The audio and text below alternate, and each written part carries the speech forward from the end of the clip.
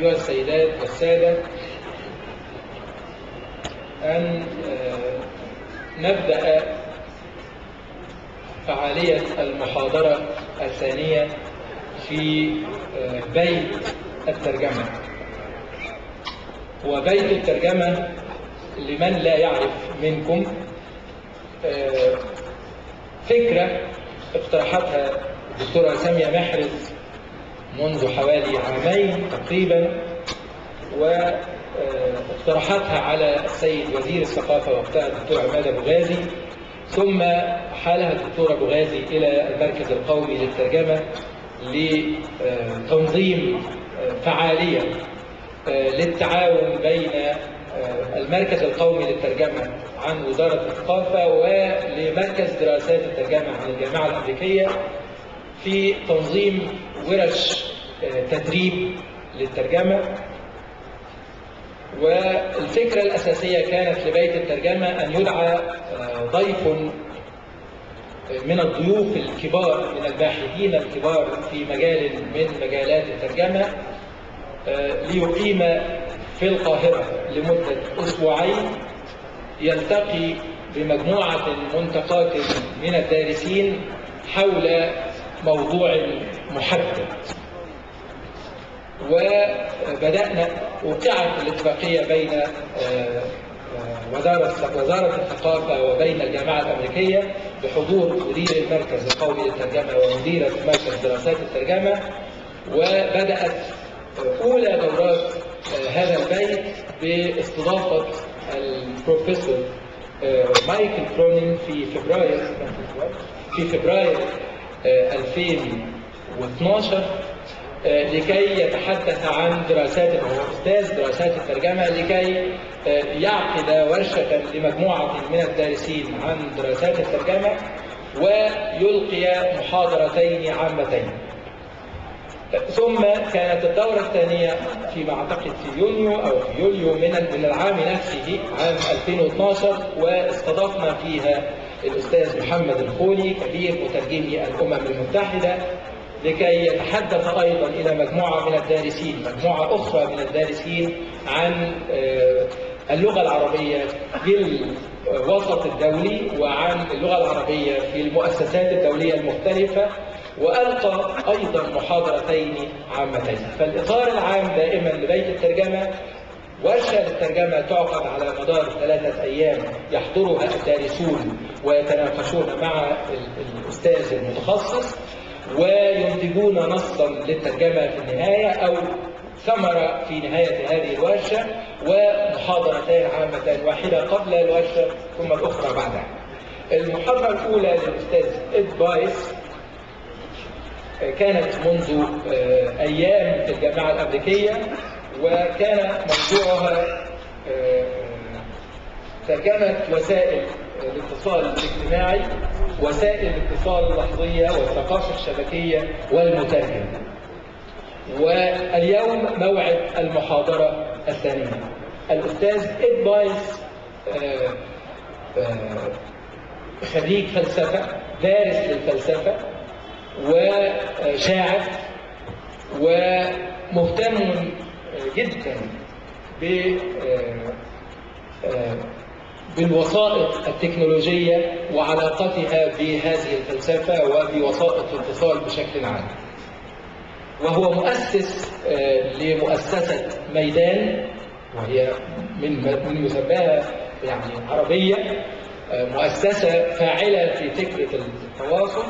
ومؤسسة ميدان تركز على أشكال التواصل الاجتماعي المتزايدة في انتشارها في السنوات الأخيرة، ولهذه المؤسسة برامج تعاونية مع جامعات مثل كامبريدج وMIT وجامعات أخرى ومؤسسة قطر وأماكن أخرى في العالم.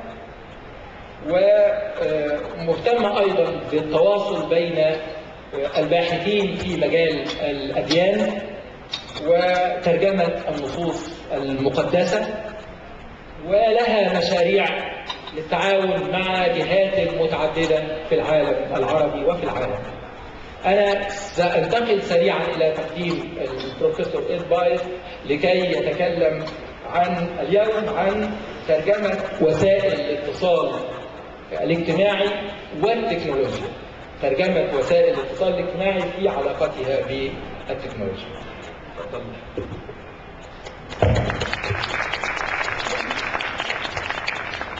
شكرا.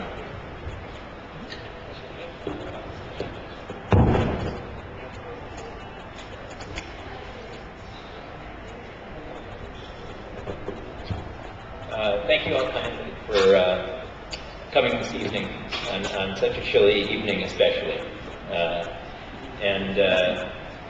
I want to extend my deep thanks to the National Center for Translation and the Translation Studies Department at the AUC for their vision in creating the House of Translation and their initiative in taking on the emerging domain of social media translation as a point of serious study.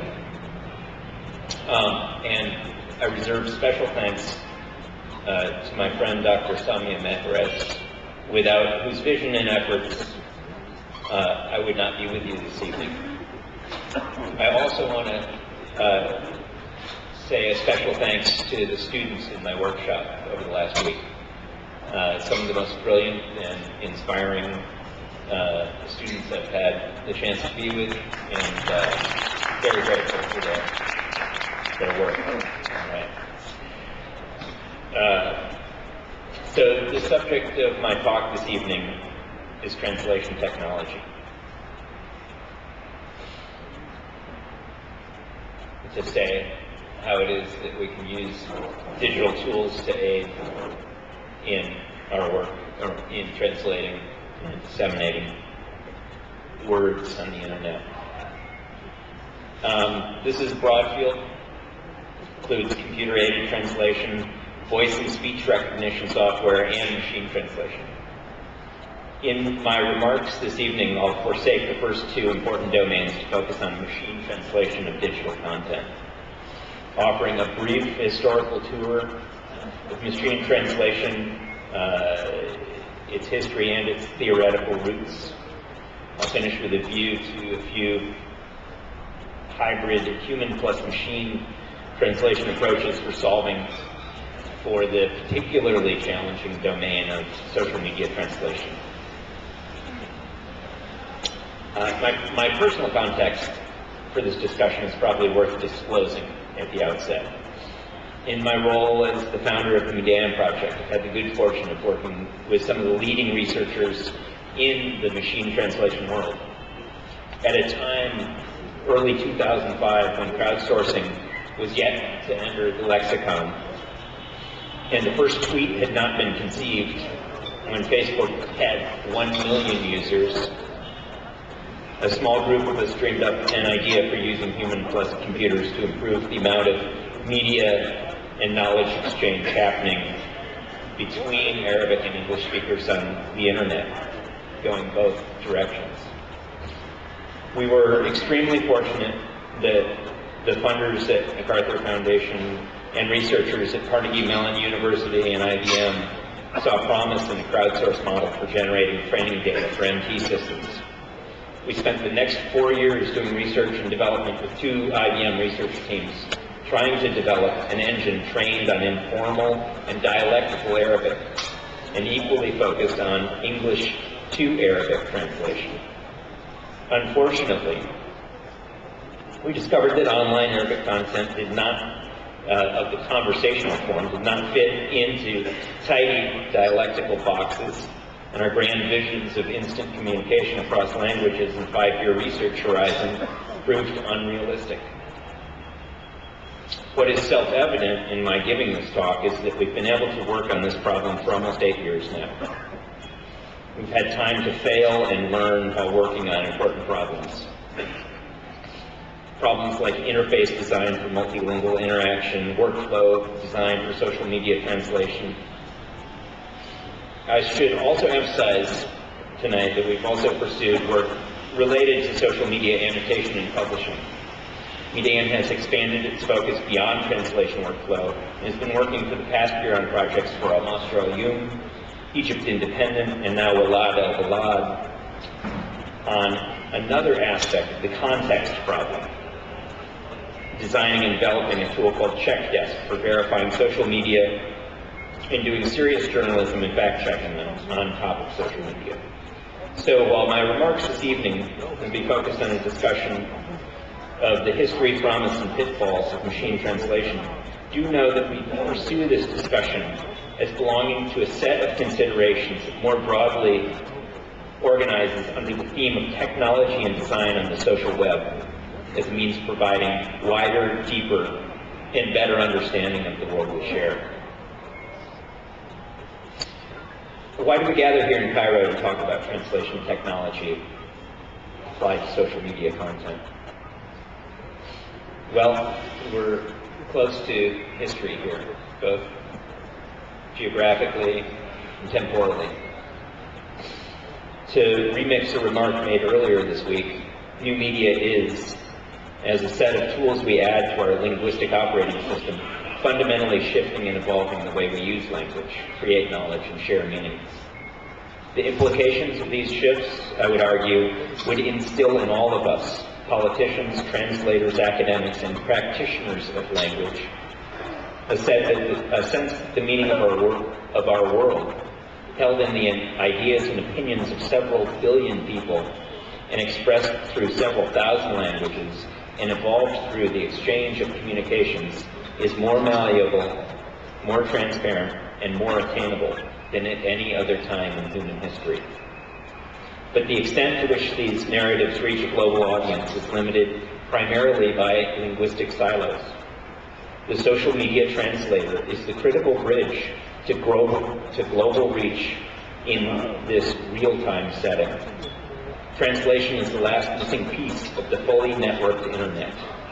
Until we have solved for this, information and media will not be truly global, and those who benefit from and promote injustice will continue to prosper. So with that framing, we will take a brief traverse of the roots and history of automated translation, and then return to a view of how these technologies are being implemented in a social media setting. Before there was a dream of machine translation, there was a dream of the common language as the rational antidote to Babel. In 1629, René Descartes wrote a letter to the theologian, philosopher, and mathematician Marin Mersenne, proposing a universal language as path to solving for translation. Those were good days for philosophy, and Descartes certainly did not shy away from grand ideas. In his letter, he states, if someone were to explain correctly what the simple ideas in the human, if someone were to explain correctly what are the simple ideas in the human imagination out of which all human thoughts are compounded, and if his explanation were generally received, I would dare to hope for a universal language, very easy to speak, to learn, to speak, and to write. The greatest advantage of such a language would be the assistance it would give to judgment, representing matters so clearly that it would be almost impossible to go wrong. As it is, almost all our words have confused meanings, and our minds are so accustomed to them that there's hardly anything which we can perfectly understand. I think it possible to invent such a language, Descartes says, and to discover the science on which it depends. It would make peasants better judge of the truth of the world than philosophers are now. But do not hope ever to see such a language in use. For that, the order of nature would have to change so that the world turned into a terrestrial paradise. And that is too much to suggest. Descartes' idea is essentially the idea of an idealized language, what linguists call the interlingua. It finds its grounding in the idea that language describes events in the world that can be mapped like the elements in a physics model or a chemistry experiment to the world. and that in resolving the world to these constituent parts, relationships, and interactions, that we can resolve every language to a single idealized referent. It's been a long-standing dream of linguists and philosophers alike. It dates back to the earliest theories of meaning.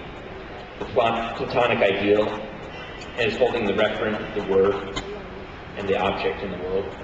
And for Aristotle, meaning similarly was a single well from which all languages were drawn. We'll note an interesting thread running through the history of contemplated solutions to language. The theorists and engineers always return to a moral component.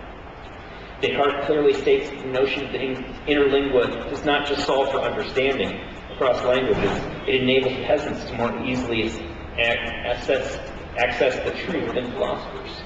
To say, the Cartesian view of language in all its complexities, in the Cartesian's view, language and its complexities are a shade drawn over the truth of the world.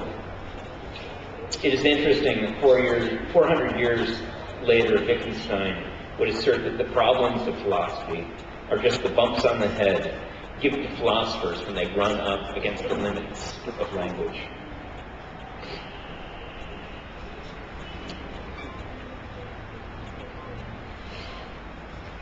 In 1887, a Russian ophthalmologist named L.L. Zamengov published a book called Lingua Internacia under the pseudonym Doctoro Esperanto, which translates as Dr. Hopeful.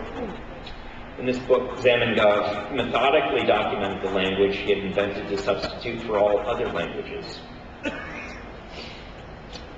Growing up in a community composed of Jews, Poles, Belarusians, Germans, and Russians, Zamenhof had witnessed a fractured society marked by ethnic and cultural strife. He felt the hate and prejudice in his community was primarily the result of mutual misunderstandings, and the only rational solution for this was to create a shared language. The unlikely starting point of machine translation also locates to Russia, in the work of the son of a railway worker, one of 14 children. Peter Troyansky only found the credit due to him posthumously, more than 20 years after he anticipated some of the primary insights of machine translation. According to a report in the USSR Academy of Sciences in 1956, it stated, apparently the idea of automating translation from one language into others arose originally as an idea for the mechanism of a labor-consuming process, the process of dictionary lookup. In 1933, in the Soviet Union, Troyansky was issued a patent for mechanized dictionary, which we see here in the slide. Troyansky describes his invention. The machine consists of a smooth sloping desk over which, moving easily and freely in different directions, a belt provided with perforations for pins which position the belt in front of an aperture. On the belt surface is affixed or inscribed a 6-language parallel dictionary in alphabetical order and laid out, arranged as columns of words in such a way that the words with more frequent letters are closer to the middle.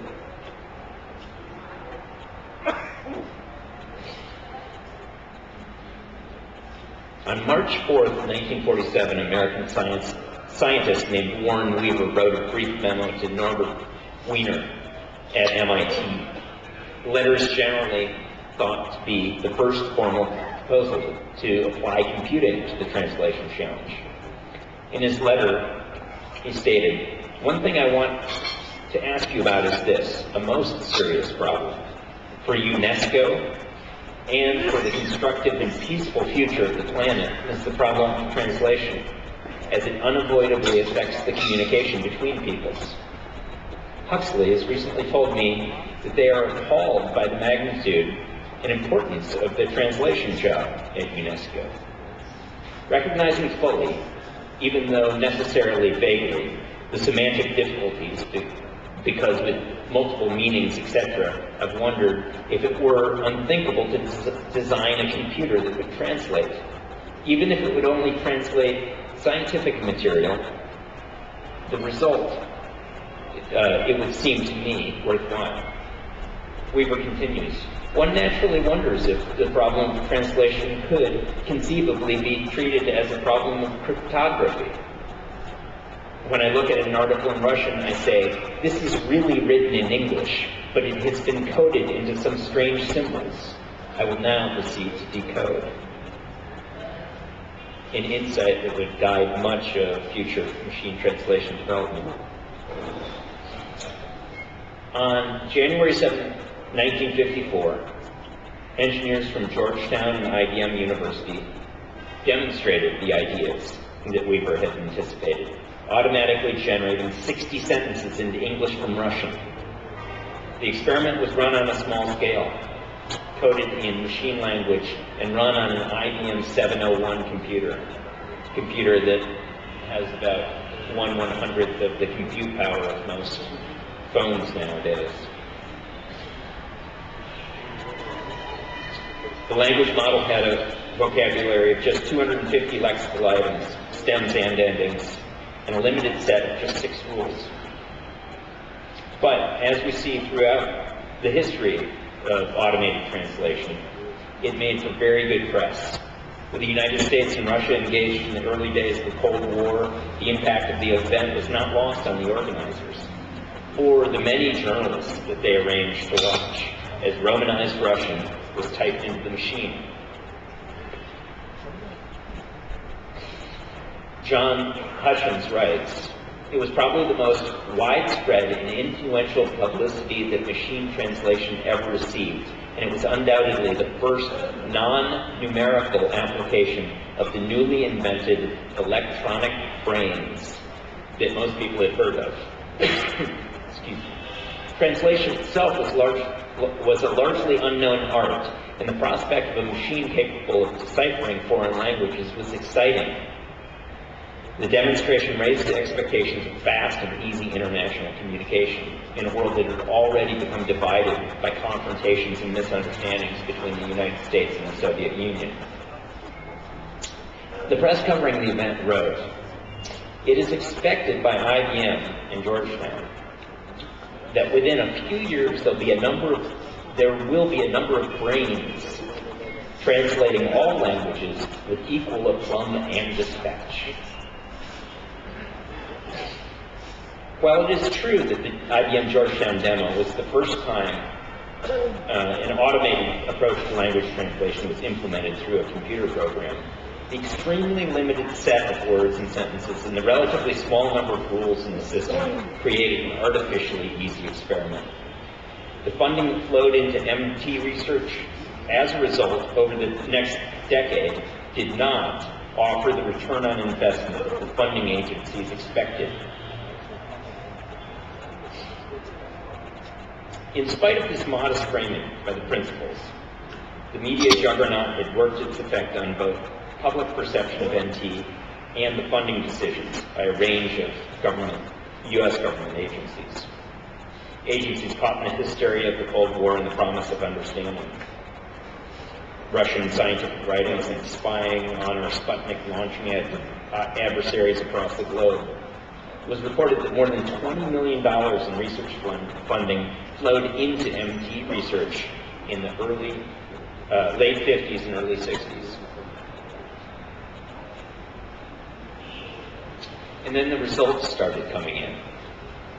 An influential but perhaps apocryphal article published in the August 62 Harper's Magazine called The Trouble with Translation.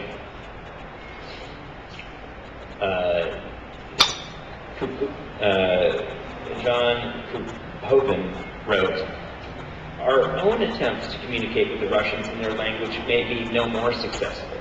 Thanks to Robert Alexander, the architect, I can pass along this cheering bit of news. According to Colonel Vernon Walters, President Eisenhower's official interpreters, some electronic engineers invented an automatic translation machine into which they fed 1,500 words of basic English and their Russian equivalents, claiming that it would instantly translate without the risk of human error. In the first test, they asked it to translate the simple phrase, out of sight, out of mind. gears spun, lights blinked, and then the machine typed out in Russian, "Invisible idiot." Which could be a metaphor for all of the research up until that point. The backlash from a decade of post-Georgetown IBM disappointments led to the infamous ALPAC report. In November of '66, this investigation committee, convened at the behest of a consortium of U.S. government funders, Hutchins describes this report as being, without a doubt, the best-known event in the history of machine translation. He continues, its effect was to bring to an end substantial funding of MT research for some 20 years. More significantly, it was a clear message to the general public and the rest of the scientific community that MT was hopeless. For four years afterwards, an interest in MT was something to keep quiet about. It was almost shameful. The report summarized that machine translation was slower, less accurate, and twice as expensive as human translation. There was no immediate or predictable prospect of useful machine translation. Here we have a great example.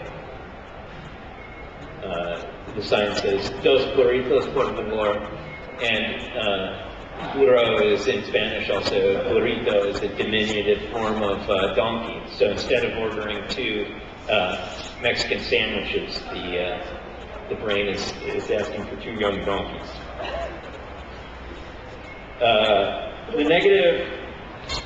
For all the negative impacts of ALPAC, it must be said that the recommendations contained in the report did move MT towards recognition that MT as a standalone solution should not be considered the endpoint of research. It urged researchers to look at a means for augmenting and supporting the work of human translators. The dominant framework of MT research until the end of the 1980s was based on essentially linguistic rules of various kinds.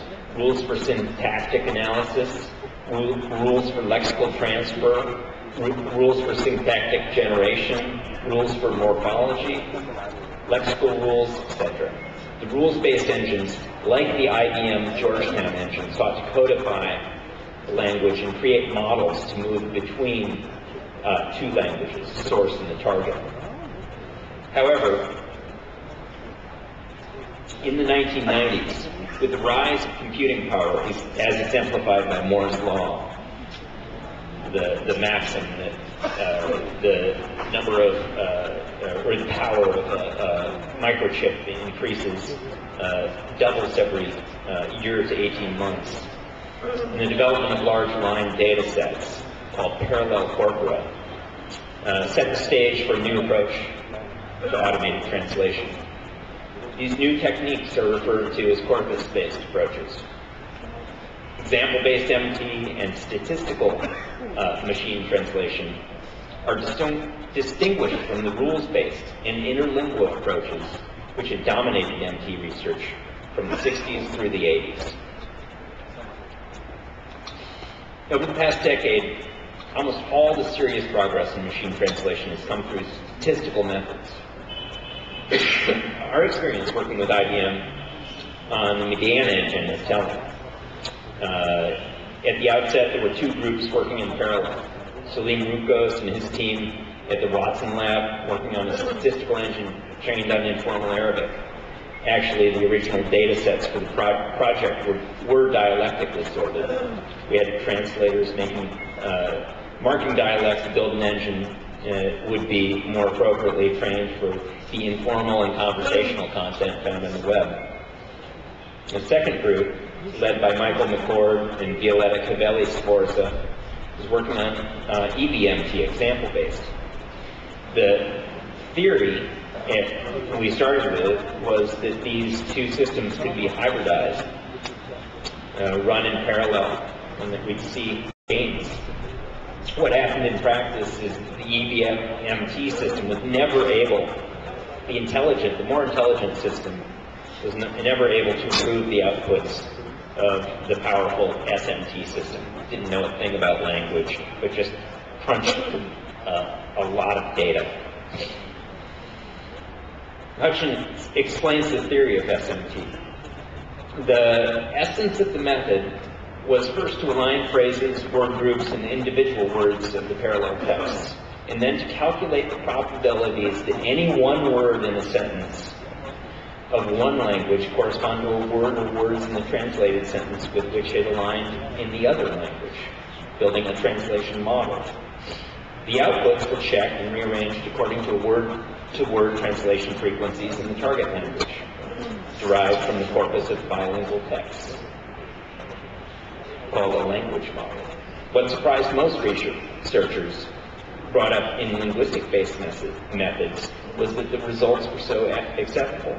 Almost half the phrases translated either matched exactly the translations in the corpus or expressed the same sense in slightly different words.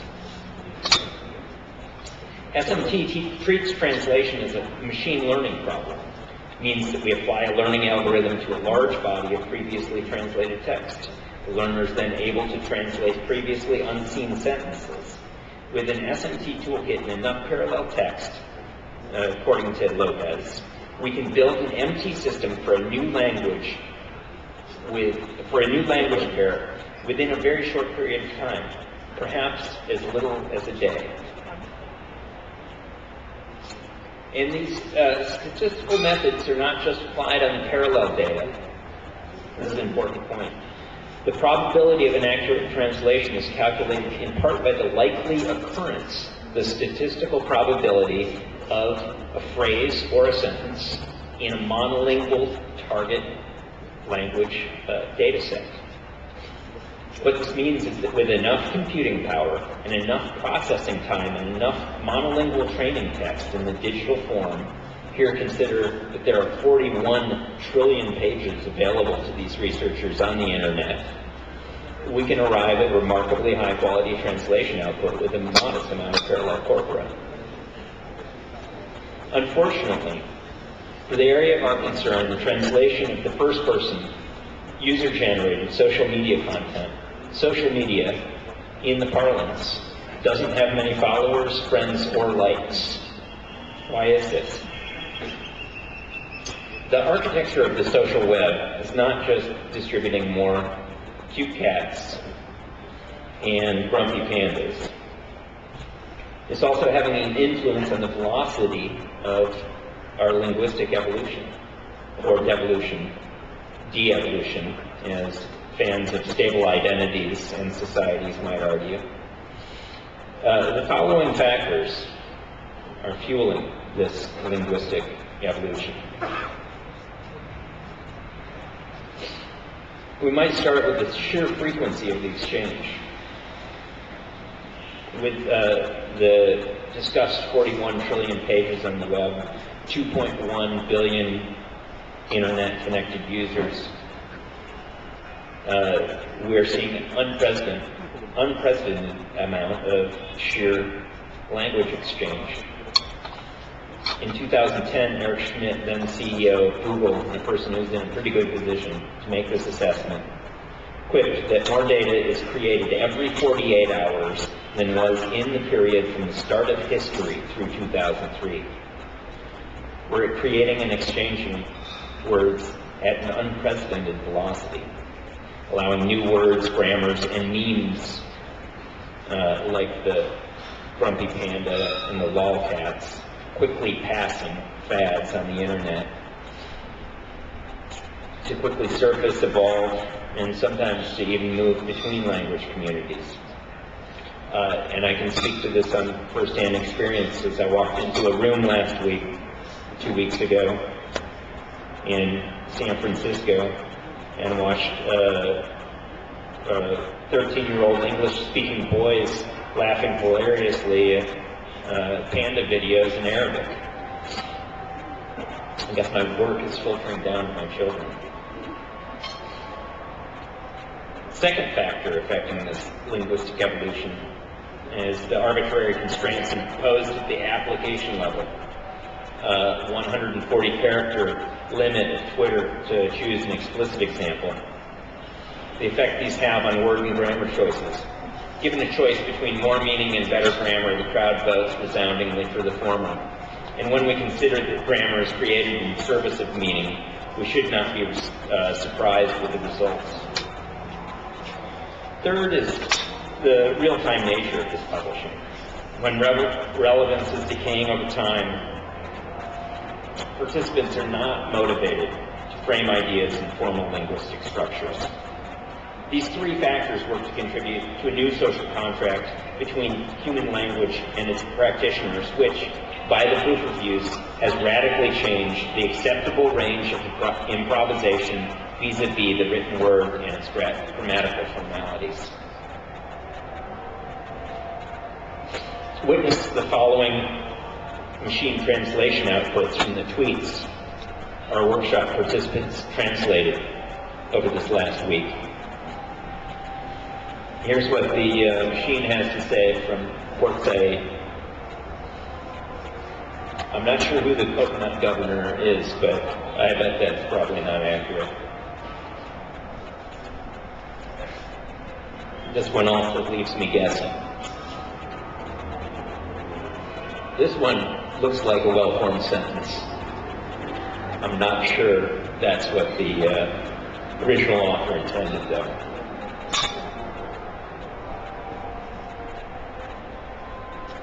So, with the traversal of machine translation's history and failings established, we'll now turn our gaze to the turn that language technology must take away from algorithms and towards human beings, the translators, the ones who understand the spirit and emotions and intent behind language. Specifically, we'll now turn to what we believe will bridge us to the next breakthrough in translation technology, namely human-computer interaction design brought to the task of improving the multilingual web and the translator's task. At the heart of design is the architecture of the social web. And our solutions will be focused on the Moore's law of networks, Metcalfe's law. Metcalfe's law states that the value of a telecommunications network is proportional to the square of the number of connected users to the system. And there are 2 users or 2 connections. 5 users generate 12 connections. 12 users generate 66 connections. Applied to translation, there's much hope for network culture to address both end users' need for access to knowledge and language technologies researchers' needs for open linguistic data.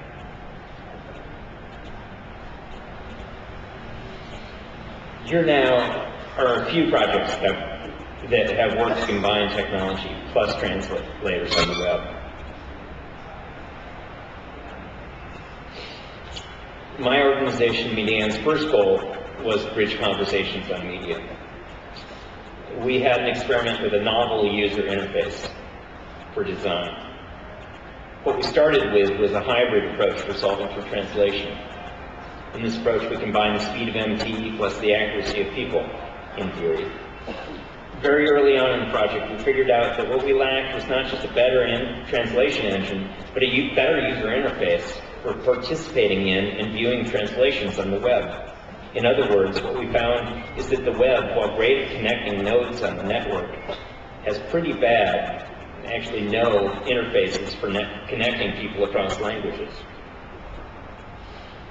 Here is what Median innovated on this.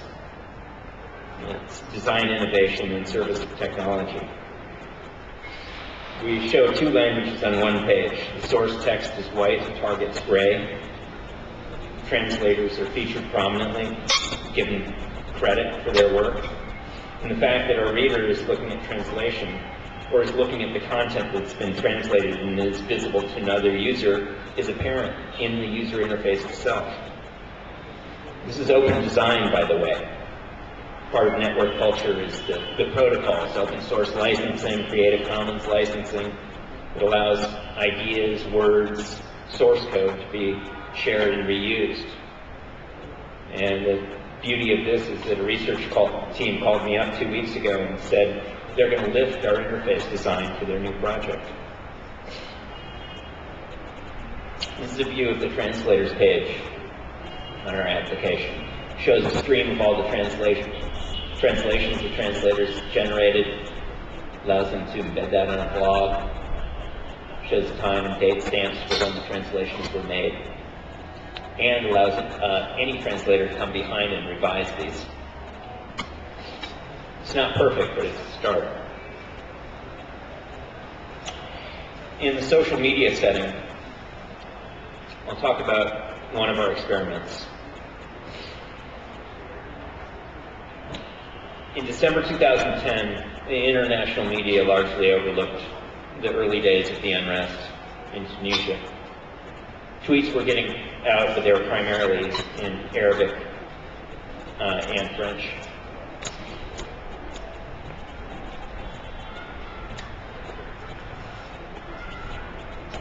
We used an available application called Curated By to bundle tweets that were on the Twitter's that were published onto Twitter, and we allowed these tweets to be curated and shared out to a community of translators.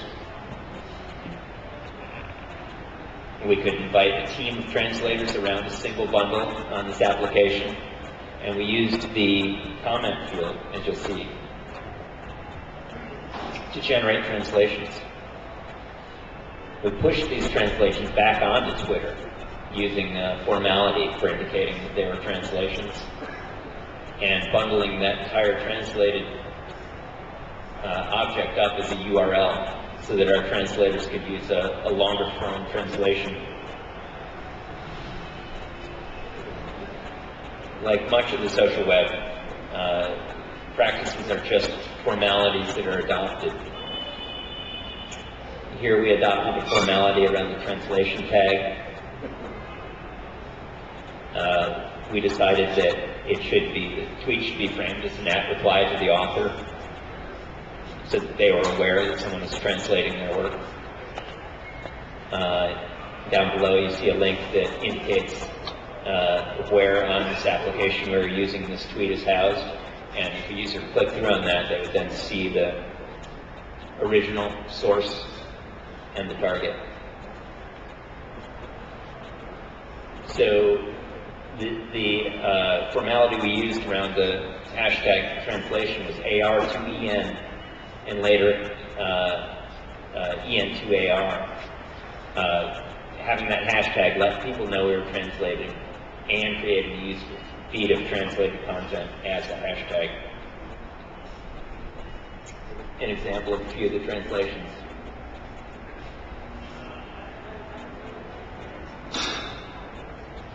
These are short messages, but they're important.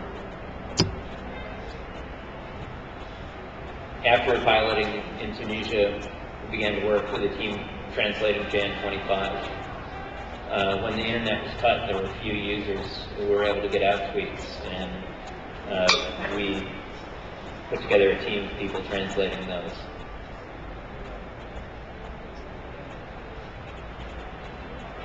Tweet from Remy wrote, Ahmed. So this was connecting the outside world with the events in Tahrir to a small extent, but over the course of this experiment, we translated about 1,700 tweets and had a few hundred volunteers pitching in to help out. The last project I'm going to talk about is, as you'll see from the image, not an Arabic English project.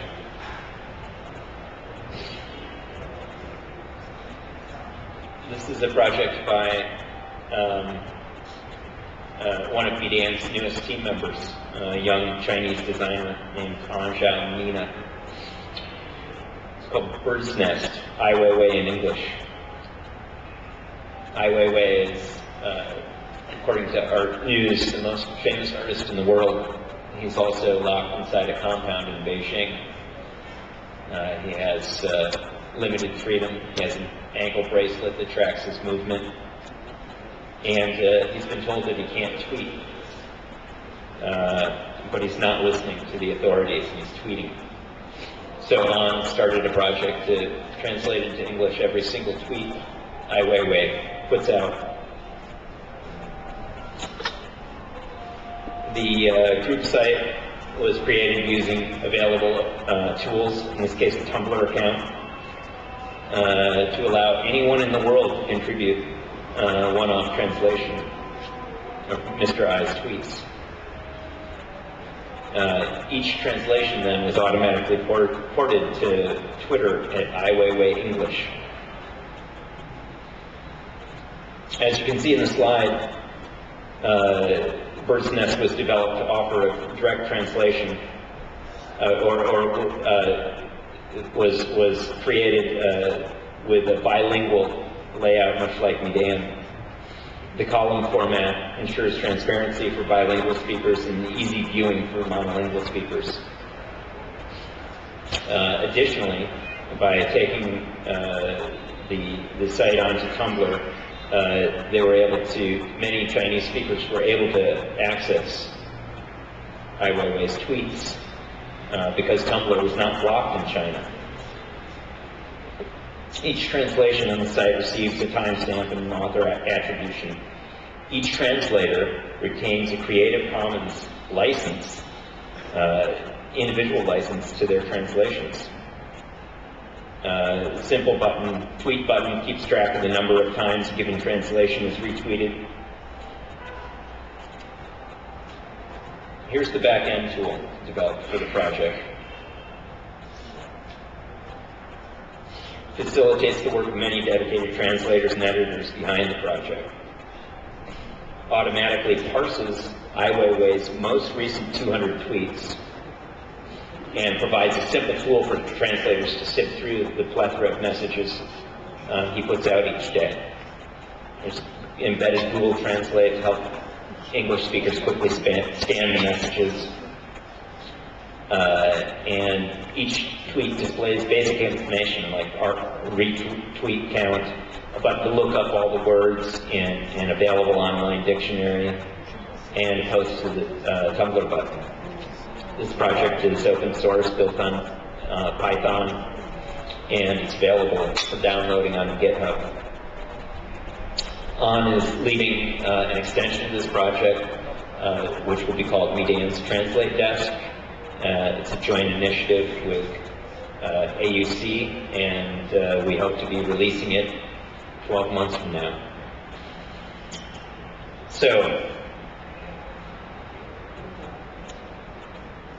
this brings us to the closing point of this talk. Social media, as we see from tweets out of a revolution, or from an imprisoned artist, are not just social, they're societal. The same channels that are transmitting lolcats are transferring gripping accounts from the front lines of unfolding history. It's clear from any observer that our increasingly interconnected world holds two increasingly interconnected problems, whether geopolitics, climate, natural resource, or access to knowledge. Tahrir was foremost a moment for Egypt, but it was also a moment for the world. The promise of technologies for translation is the promise of a world that understands itself a bit better. And in this, we have the prospect of the world wherein the mistakes or injustices of governments, corporations, and individuals are less likely to succeed and less likely to propagate. So with this revolutionary idea, we might imagine a global ethos to underline this new reality, a global declaration of interdependence. If we were asked to draft such a statement, we might say, we hold certain truths to be self-evident, foremost being the truth that most truths themselves in this world are complex and diverse, and our life is made richer and our understanding more durable to the extent that we take in the myriad truths that surround any given person, country, ideology, web page, tweet, folk singer, geopolitical event, web application, concept, word, or PowerPoint presentation. So, with that, translation will remain the critical gateway to the imagined future where the people of the world do not rely on their governments or anointed pundits to mediate their news, knowledge, and ideas. And it will be the networks of translators working through and contributing to advanced technologies that will hasten the arrival of this time. Thank you very much for your time this evening. Thanks to the AUC, House of Translation, Ministry of Culture, and of course, to Samia Mehrez.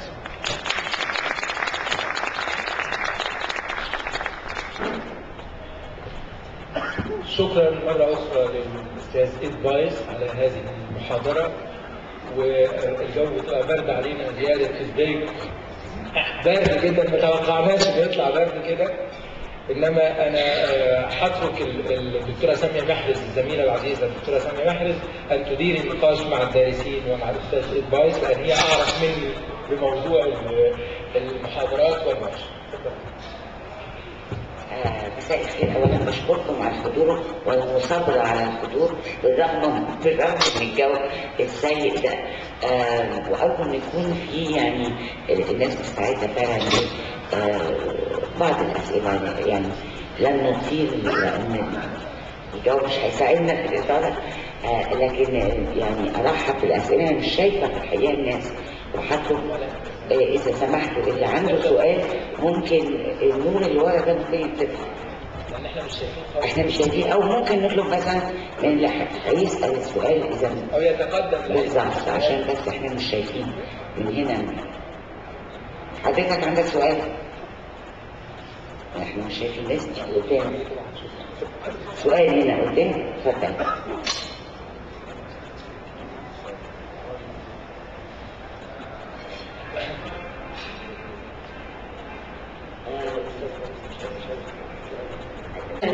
And what is the conditions around it? That's a great question. We welcome and accept all volunteers. We try to encourage that volunteerism and social ad hoc contributions are very much the spirit of open translation, and so the explicit route to volunteering with BDN is to walk up to me afterwards and make sure that I have your email address. So we welcome that.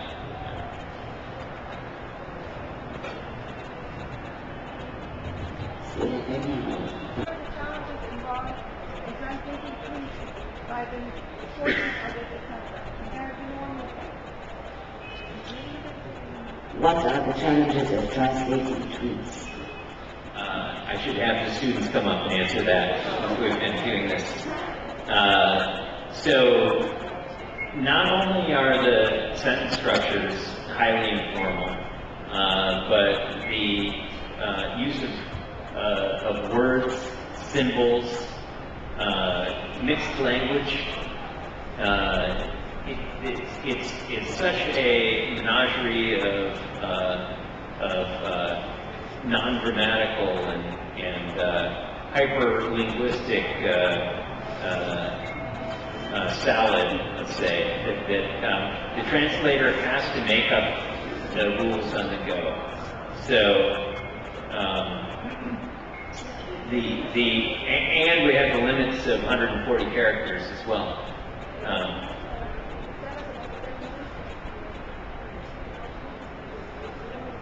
We did form 10 rules. Would we like to present these?